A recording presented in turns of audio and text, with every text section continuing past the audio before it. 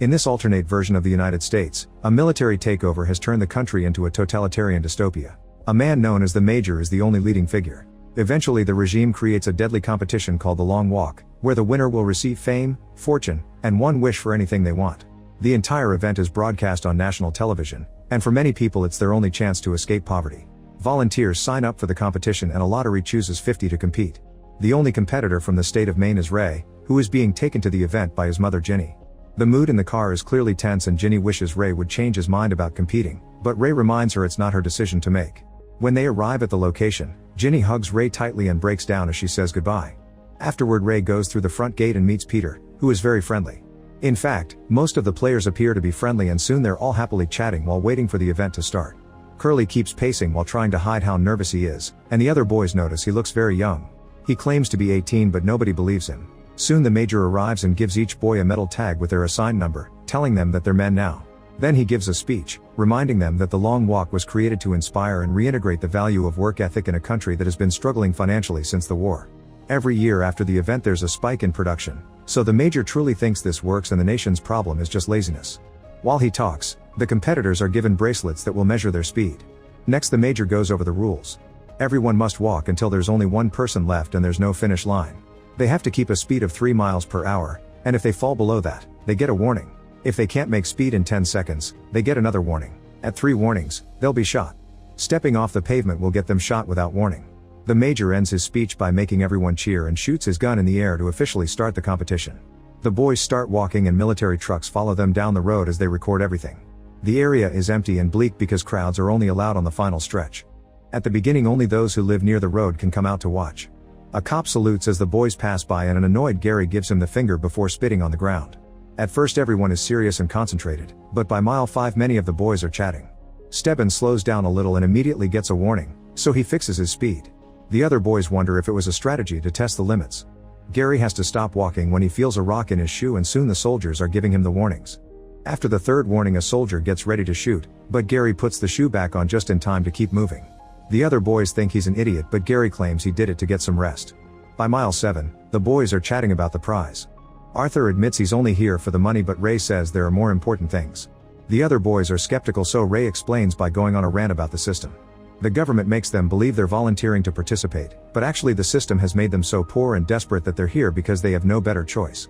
Some of the boys think it's not a good idea to talk negatively about the Long Walk on camera, but Peter is impressed and agrees they should use the money to help people. Then Peter lights a cigarette. Hank warns him that it's a bad idea, but Arthur asks him to share. Their teasing is interrupted by Richard pushing through.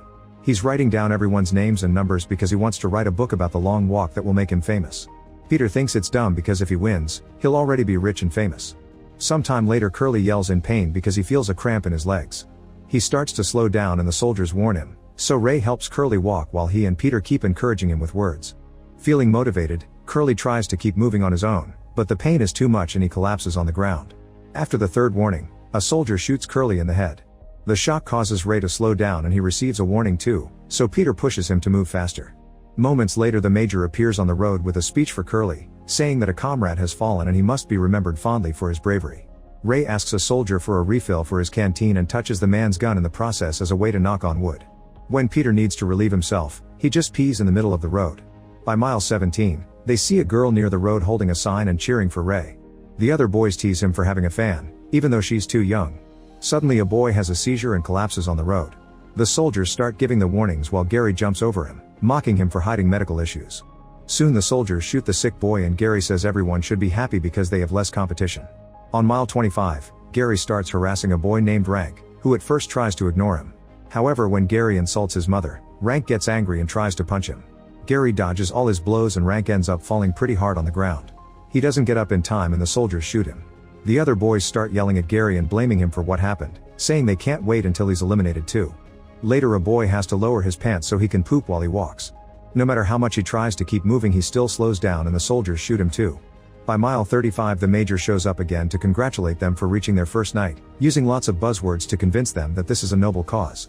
Ray starts dozing off and dreams about his mother. The soldiers give him a warning when he slows down and Peter has to wake him up. The boys chat about their families while they walk and Ray accidentally slows down again, so he receives a second warning. Ray speeds up but after a few steps he stumbles and gets his 3rd warning. Now he'll have to walk without mistakes for 3 hours to clean his warnings. Peter tries to be encouraging, but Ray is nervous and snaps, saying Peter is only pretending to care. At that moment the group reaches a steep hill that makes it extra hard to walk. Soon everyone is getting tired and several boys fall, so they get shot. Ray tries to ignore all the death behind him but has to deal with Gary mocking him. Eventually Ray starts to slow down but Peter catches him just in time. Ray appreciates it and apologizes for his outburst earlier. In the morning, the boys reach mile 59. After all the deaths on the hill last night there are only 18 players left. By mile 67 Hank is barely hanging on.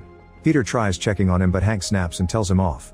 Meanwhile Richard has been walking with a twisted ankle and he's finally slowing down.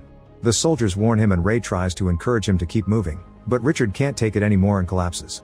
A soldier shoots him in the head while two children watch nearby. When the walk reaches 100 miles, the major reappears to congratulate them. A boy tries to use the chance to escape by running into a building, but the soldiers immediately shoot him down. At mile 103, the boys discuss what they'll do with their wish and Peter says he'd ask for 2 winners instead of 1. Ray wants to change the entire system, but the others point out that the wish can't directly alter the state. They get frustrated so they start cursing the major and the competition. In the evening it starts raining pretty heavily. Ray can barely stay awake so Peter is helping him walk. In the morning they reach mile 144 and Arthur stops to poop. The soldiers quickly warn him so he has to keep going before finishing. The boys keep chatting to forget about their exhaustion, so Ray decides to tell Peter about his dad, who he considers his hero. His father used to teach him illegal subjects like philosophy and the government considered him a traitor.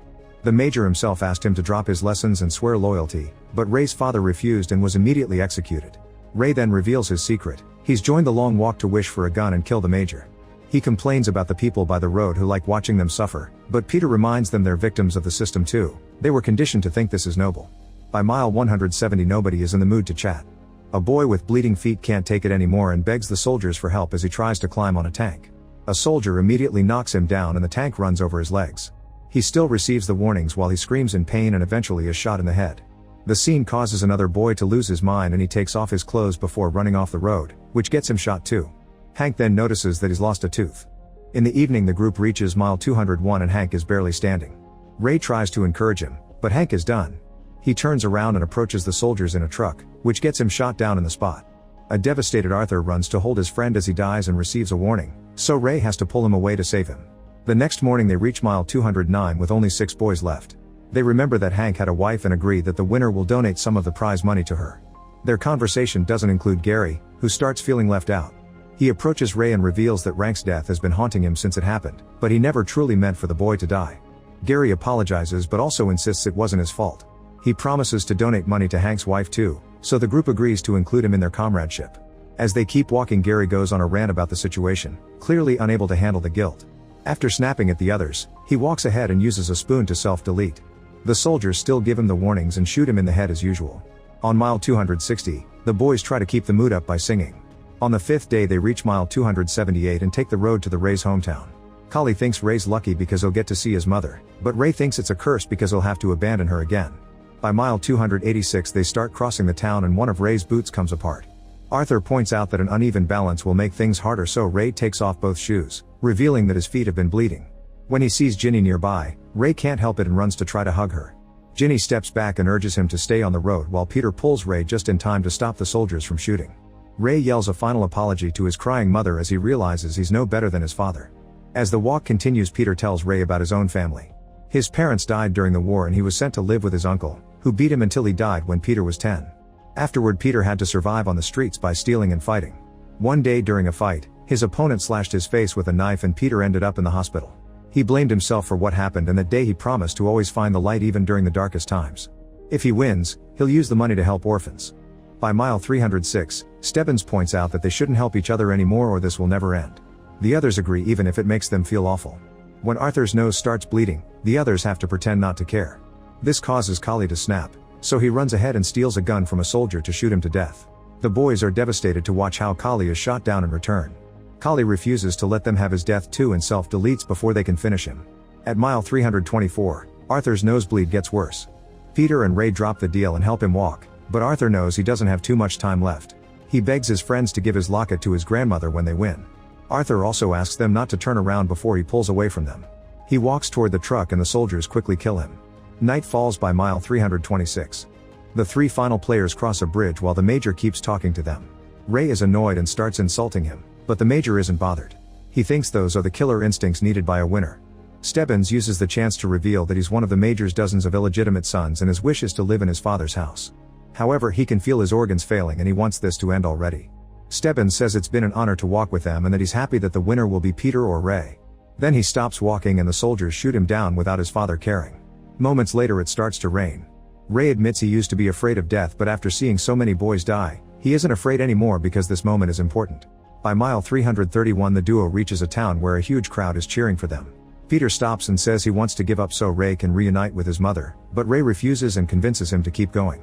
Then Peter walks ahead, unaware that Ray has stopped behind him. Soon the soldiers shoot him down and Peter tries to come back for him, but since he's the winner the soldiers drag him away. Ray tells Peter that he loves him and apologizes to his mother before the Major appears to execute the final shot that kills him. The crowd cheers and fireworks fill the sky while Peter has a breakdown. The Major congratulates Peter and asks for his wish.